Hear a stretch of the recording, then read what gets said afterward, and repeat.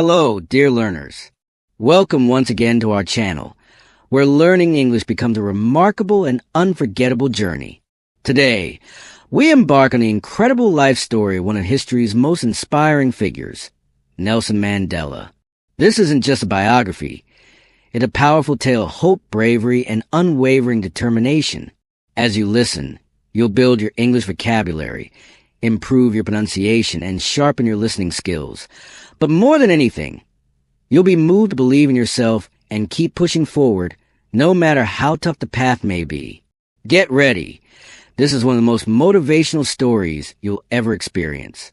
Let's dive into the life of Nelson Mandela, a man who truly transformed the world. Nelson Mandela was born on July 18, 1918, in a quiet and humble village called Mvizo, nestled in South Africa's Eastern Cape. His original name was Relila Mandela, a Xhosa name that translates roughly to pulling the branch of tree. Some also interpret it as troublemaker, a name that would later seem prophetic as he stood boldly against injustice. He was born into the Thembu royal family, known for their deep cultural roots and long-standing traditions. His father, Gadla Henry Mfakeni Iswa, was a respected local chief and advisor to the Thembu king. Though the family was not wealthy, they were honored and respected within their community. Mandela's mother, Nosekeni Fanny, was a devout Christian who instilled in him the values of compassion, humility, and faith. Mandela's early years were simple yet joyful. He lived in a hut made of mud and straw, surrounded by rolling hills and vast open land. There were no modern conveniences, no electricity, no running water, but he felt a profound sense of freedom. As a boy, he ran barefoot through the fields, herded cattle, and swam in the nearby rivers. He played traditional Xhosa games with his friends and gathered around the fire at night, listening to elders tell tales of warriors and legendary leaders. These stories lit a fire within him, planting the seeds of leadership and courage. One day, his father shared a piece of wisdom that stayed with him forever. A true leader is not someone who seeks power for himself, but someone who lives to serve others. These words would guide Mandela throughout his life, but tragedy came early. At the age of 9, Mandela lost his father to illness, a heartbreaking loss that changed the course of his life. After his father's passing, his mother took him to live with Chief John Ntaba Dalindibo, a powerful Thembu leader who welcomed Mandela into his home as part of his own family. For the first time, Mandela was exposed to a world beyond the village, a world of governance, tradition, and responsibility. He observed important meetings and ceremonies, gaining a deeper understanding of leadership and the role it plays in community life. He started school at the age of 7, attending a Methodist mission school. It was there that his teacher, Miss Mdingane, gave him the name Nelson, part of colonial practice of assigning English names to African children.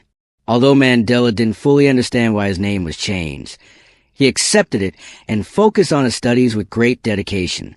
He soon became known for his curiosity and discipline.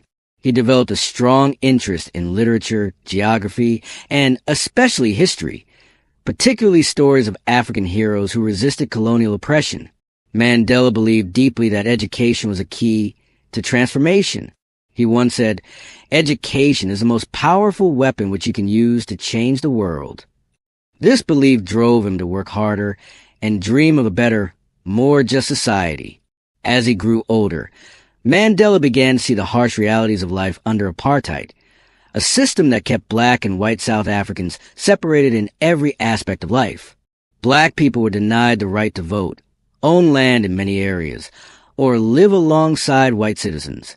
This deeply unjust system was everywhere, and Mandela could feel its cruelty. At 16, Mandela took part in a traditional Xhosa initiation ceremony, marking the transition from boyhood to manhood. During the ritual, elders spoke of the responsibilities of becoming a man, but they also expressed their pain and frustration about the state of their people. Mandela felt a powerful sense of duty awaken within him, the desire to fight for equality and justice. At 19, Mandela's life took another unexpected turn. Chief John Ntaba arranged for him to marry, a common tradition, but Mandela had different aspirations. He longed for freedom, education, and self-determination. So, he made a brave choice. He left everything behind and ran away to Johannesburg. The city was alive and bustling, filled with noise, people, and endless challenges. In Johannesburg, Mandela encountered the deep divisions of apartheid more clearly than ever before. Black South Africans were exploited, working long hours for little pay, while white South Africans enjoyed wealth and luxury.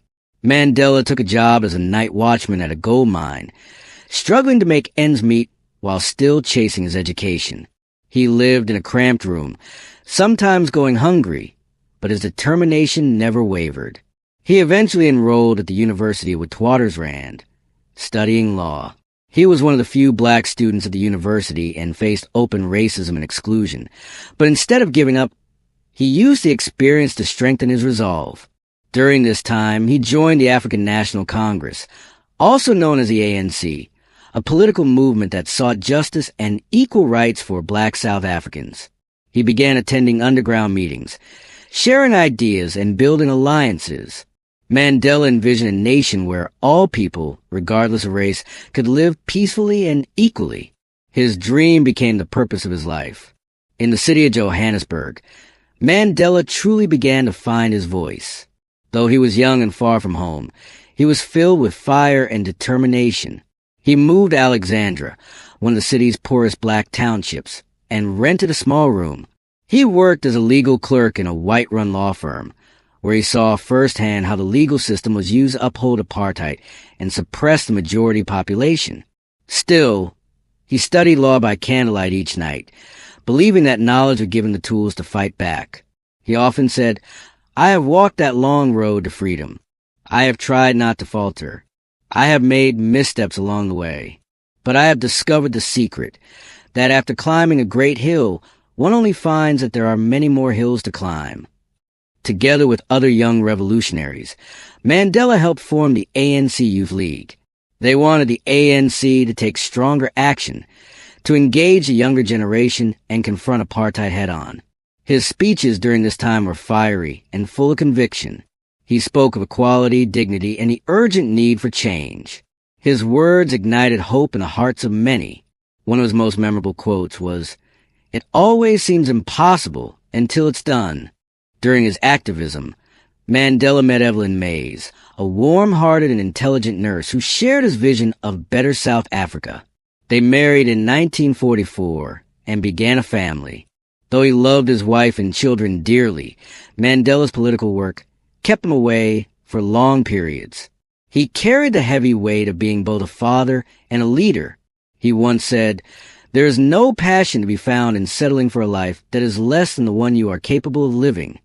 Choosing to live a life that falls short of your true potential is a silent surrender." In 1948, the South African government introduced a brutal system of new apartheid laws, deepening the oppression of black citizens. These laws rigidly control where black people could live, work, and even who they were allowed to marry. Nelson Mandela and his fellow members of the ANC saw the urgency. They had to take action. Mandela became one of the key organizers behind nonviolent protests, marches, and worker strikes. He believed change could come without bloodshed, drawing inspiration from Mahatma Gandhi's philosophy of peaceful resistance. Thousands of South Africans joined the cause, risking not just their livelihoods and homes, but in many cases, their very lives. The government's response was brutal. Peaceful demonstrators were met with violence, beaten, jailed, and sometimes killed. Mandela was arrested multiple times, yet his resolve never wavered. He once said that bravery isn't about the absence of fear, but about inspiring others to overcome it. In spite of the obstacles, Mandela reached an important personal goal. In 1952, he qualified as a lawyer. Alongside his close friend Oliver Tambo, he opened South Africa's first black law firm, Mandela and Tambo Attorneys. They offered legal aid to black South Africans who had been unfairly targeted by apartheid laws. Mandela spent his days defending the oppressed in court and his nights organizing strategy with the ANC. A turning point came in 1960 with the Sharperville Massacre. During a peaceful demonstration, Police opened fire on the crowd, killing 69 people and wounding hundreds. The event sent shockwaves through the world, and through Mandela himself. It became clear that peaceful protest alone might not be enough.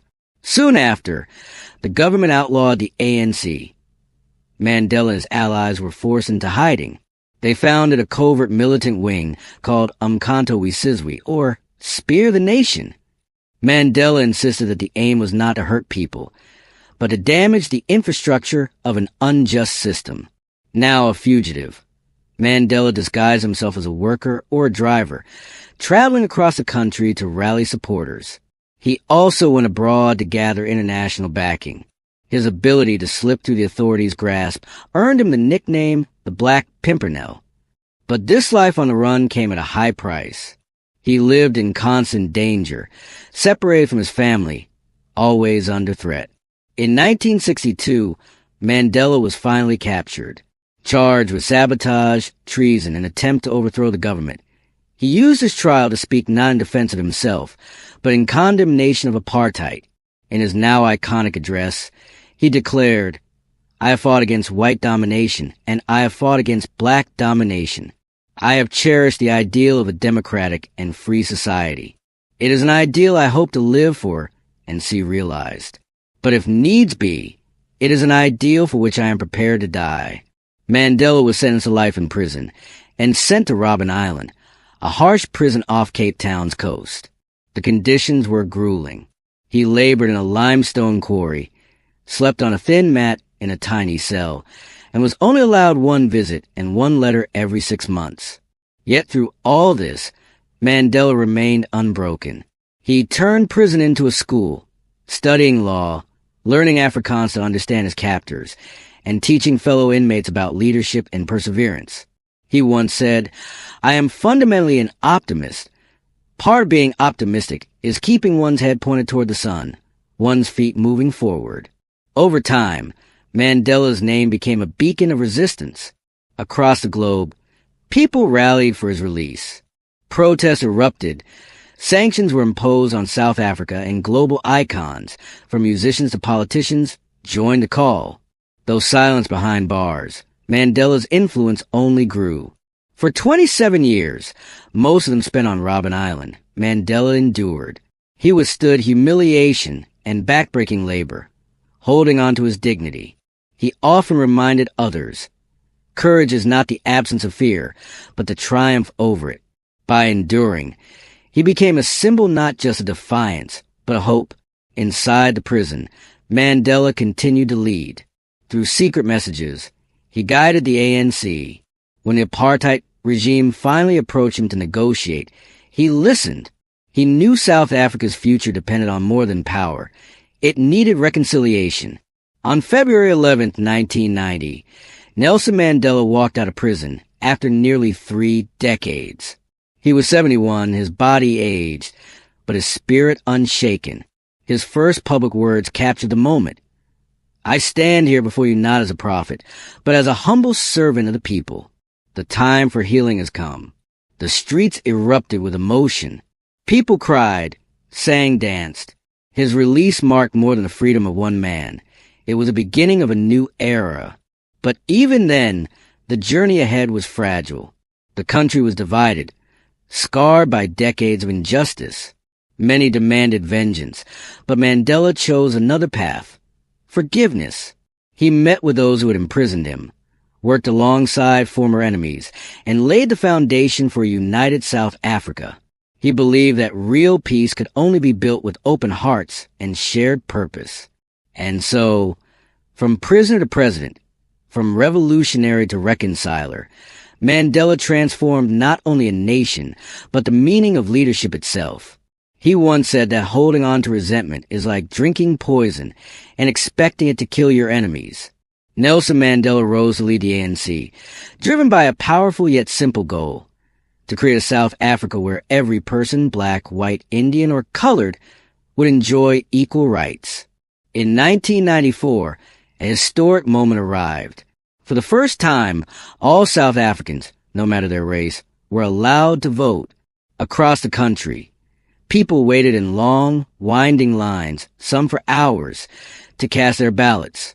On April 27th, 1994, Nelson Mandela was elected as South Africa's first black president. His inauguration was a moment of profound hope. Leaders from across the globe came to witness it. In his speech, Mandela declared, "Never, never, and never again shall it be that this beautiful land will again suffer the oppression of one by another." It marked the beginning of a new chapter for South Africa, with Mandela at the center. As president, Mandela worked tirelessly to bring a deeply divided nation together. One of his most symbolic acts was his support of the Springboks, South Africa's national rugby team, during the 1995 Rugby World Cup. Rugby had long been seen as a sport for the white minority, but Mandela defied expectations by proudly wearing the Springbok jersey and standing beside the team. It was a powerful gesture of unity and healing. This moment would later be captured in the film Invictus, named after a poem Mandela cherished, which ends with the words, "I am the master of my fate. I am the captain of my soul." After serving a single term, Mandela voluntarily stepped down in 1999, proving that true leadership knows when to pass the torch. In the years that followed, he dedicated his life to global peace education, the fight against poverty, and raising awareness about HIV/AIDS. He traveled widely, met with world leaders, and continued to inspire young people with his message of resilience and reconciliation. On December 5th, 2013, Nelson Mandela passed away at the age of 95. The world paused to mourn a towering figure. Millions came to honor him. Heads of state, celebrities, and everyday people whose lives have been touched by his strength and compassion. His impact reached far beyond the borders of South Africa. His legacy became a beacon of hope around the globe. Mandela showed us that even in the darkest times, perseverance and belief can lead to transformation. His life is proof that greatness isn't something you're born with. It's something you earn through courage, sacrifice, and a commitment to something greater than yourself. He taught us that we must never lose hope, even when the road ahead seems impossible. Forgiveness, he showed, is far more powerful than hatred, and that one determined person can truly make a difference. He spent 27 years behind bars for what he believed in, and yet, when he walked free, he didn't choose bitterness or revenge. He chose peace. He chose love. He chose to lead by example. Through every hardship, he remained focused on his dream of a free and equal South Africa, not just for himself, but for his children, grandchildren, and for generations yet to come. Mandela once said, "I never lose. I either win or learn." This simple statement reminds us that failure isn't the end. Every fall is a lesson. Every setback is a chance to grow stronger. No matter how many times life knocks us down, we can rise again.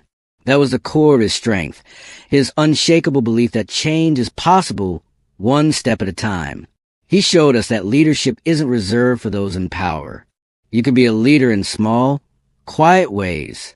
Every act of kindness, every moment you choose integrity over comfort, every time you speak up for what's right, those choices matter. You don't need to be famous to make a difference. You just need to care. Mandela's story is not just about the past. It's a message for the present. When life feels overwhelming, when giving up seems easier, remember the path he walked. Remember his courage, his patience, and his dream.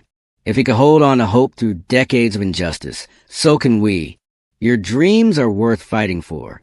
Everything you need to succeed is already within you. Nelson Mandela changed the world, not through hate, but through hope, through heart, and through the unbreakable will to keep going. His mission went beyond South Africa. It inspired the planet, and his words continue to light the way. As Mandela said, "The greatest glory in living lies not in never falling, but in rising every time we fall." That is where we end this story, not in sadness, but in strength. His legacy lives on in us. Remember, you have the power to rise above your struggles and bring light into the world. Thank you for being a part of this journey. If this story touched you, share it with others. Let's carry Mandela's message forward. Hope, unity, and freedom. And don't forget to like, comment, and subscribe for more stories that inspire and empower.